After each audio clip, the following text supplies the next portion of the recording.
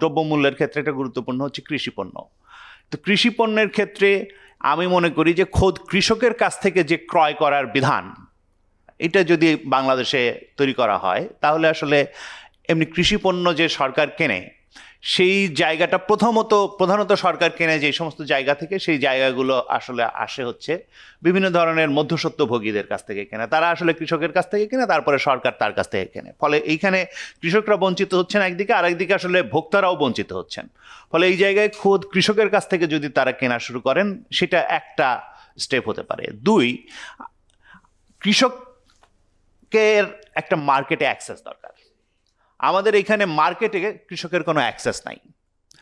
মার্কেটে অ্যাক্সেস করার জন্য আমরা কি করতে পারি? আমরা কৃষি সমবায় গড়ে তুলতে পারি এবং কৃষি সমবায়ের মাধ্যমে তার একটা মার্কেটে অ্যাক্সেস তৈরি করতে পারে। এই যে আমরা সরকারের ন্যায্য মূল্যের দোকানের বাইরে কৃষকের দোকান চালু করতে পারি বিভিন্ন বাজারে বাজারে, যেখানে কৃষকরা যে সমবায় করছেন সেই সমবায়ের ভেতর দিয়ে তারা মার্কেট পর্যন্ত এটা নিয়ে আসতে পারবেন। তাতে করে এইটা বাজারের অন্যান্য জায়গার উপরে চাপ পড়বে। বাজার শুধু তো একটা খবরদারির বিষয় না, বাজার নিয়ন্ত্রণ বিষয়টা শুধু আমি এখানে বললাম যে এই তুমি এটা বাড়াতে পারবে না, তুমি বাড়াইলা না, ব্যাপারটা এরকম না। বাজারকে নিয়ন্ত্রণ করতে হলে আসলে ইন্টারনাল মেকানিজম দিয়ে আসলে সেটা নিয়ন্ত্রণ করতে হবে। ফলে সেইখানে আমি কতটুকু আসলে অন্যান্য মেকানিজম তৈরি করতে পারছি এই বাজারকে নিয়ন্ত্রণ করা, সেটার উপরে অনেকখানি নির্ভর করে। আমি বলতে চাই যে আমাদের এখানে যেগুলো আমদানি পণ্যের ক্ষেত্রে বিশেষত আমাদের যেগুলোতে বিশেষ বিশেষ সংকট তৈরি হয় বিশেষ সময়ে, যেমন ধরেন এক সময় পেঁয়াজের সংকট তৈরি হয়। বাংলাদেশে কোন সময়ে পেঁয়াজের সংকট তৈরি হয় এটা আমরা জানি, মোটামুটিভাবে সকলেই জানি। তাহলে এই যে পেঁয়াজের সংকট তৈরি হওয়ার আগে আমি যদি আসলে পেঁয়াজের আমদানিটার ওই সময়ে বিকল্প সমস্ত ব্যবস্থা করে রাখি, তাহলে আসলে পেঁয়াজের এই সংকটটা তৈরি হওয়ার কথা না। তাহলে আমাদের এটা একটা লং টার্ম পরিকল্পনার অংশ হতে থাকবে, একটা ডেটা থাকতে হবে প্রত্যেকটা ক্ষেত্রে। ধরো জায়গায় এলপিজির এই সময় সংকট হতে পারে, এটা ধরো জায়গায় একটা ইন্টারন্যাশনাল বাজার মনিটরিং এবং অন্যান্য বিষয় দিয়ে আমরা এটা হয়তো বুঝতে পারি। তাহলে এই সময়ে কি কি জিনিসের আসলে আমার সংকট তৈরি হতে পারে সেটার জন্য আগে থেকে একটা ডেটা যদি আমাদের হাতে থাকে এবং সেইটা যদি আমরা সেই অনুযায়ী ব্যবস্থা নিতে পারি, তাহলে আসলে এই সংকটটা অনেকখানি আসলে কমিয়ে ফেলা সম্ভব। আমি বলছি যে অন্যান্য ব্যবস্থা তো বটে, দুর্নীতি তারপরে চাঁদাবাজি এগুলো তো আপনার বন্ধ করতেই হবে, কিন্তু এই সাথে এই জিনিসগুলো আসলে খুবই জরুরি যে আমার একটা এরকম ডেটা সিস্টেম থাকবে যেটা আসলে কোন সময়ে কোনটার সংকট তৈরি হচ্ছে, কিভাবে সংকটটা মোকাবেলা করা যাবে, অল্টারনেটিভ সোর্স কী কী, অল্টারনেটিভ আমাদের বাজার কী কী, এই জায়গাগুলোকে সে মনিটর করবে। এইরকম জায়গা আসলে তৈরি করতে হবে।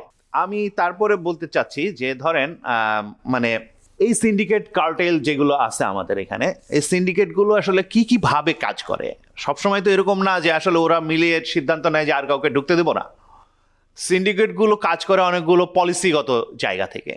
যেমন যাদের রিফাইনারি নাই তারা সয়াবিন তেল আমদানি করতে পারবে না। সো এই শর্তটা এমনভাবে তৈরি করা হলো যাতে করে আসলে সয়াবিন তেল আমদানি 21 জন বা 19 জনই আসলে করতে পারেন, অন্য কেউ করতে পারবেন না। বা অন্য আরেকটা ক্ষেত্রেও তাই। এরকম জায়গাগুলোতে আপনি ধরেন এডিবল অয়েল, এগুলো আসলে সয়াবিন না, যদি সংক্ষেপে বলি যে এডিবল অয়েলের সিন্ডিকেট আসলে গড়ে উঠেছে। তাহলে এই এডিবল অয়েলকে যদি আপনি আসলে অন্যদেরও দেন এবং আলাদা করে রিফাইনারি স্থাপনেরও আপনি অনুমতি দেন, তাহলে কি হবে যে এইটা সিন্ডিকেটটা ভেঙে যাবে। সিন্ডিকেটটা ভাঙার উপায়গুলো কি কি সেইগুলো আমাদের অনুসন্ধান করতে হবে এবং পলিসিগত জায়গা থেকে আসলে এইগুলোকে কিভাবে ভাঙা যায় সেগুলোর জন্য আমার মনে হয় যে আমাদের আরও কাজ করার আছে। আমরা এখনই সব কিছু করে ফেলতে পেরেছি সেরকম না, কিন্তু আমাদের আরও কাজ করার আছে। কিন্তু আমরা অন্ততপক্ষে এই জায়গাগুলো চিহ্নিত করতে পেরেছি যে আপনার পলিসিগত পরিবর্তনের মাধ্যমে এই সিন্ডিকেটগুলো ভাঙতে হবে। ধরলাম আর সাজা দিলাম, এটা আসলে সবসময় কাজ করবে না এবং তাতে মার্কেটে অস্থিরতা তৈরি হতে পারে, ভোক্তার উপরে তার আলাদা প্রভাব পড়তে পারে। ফলে এই জায়গাগুলোকে আমাদের গুরুত্বপূর্ণ ব্যবস্থা করতে হবে। আরেকটা ব্যবস্থার কথা আমি বলবো, সেটা হচ্ছে আমাদের সংরক্ষণ ব্যবস্থা।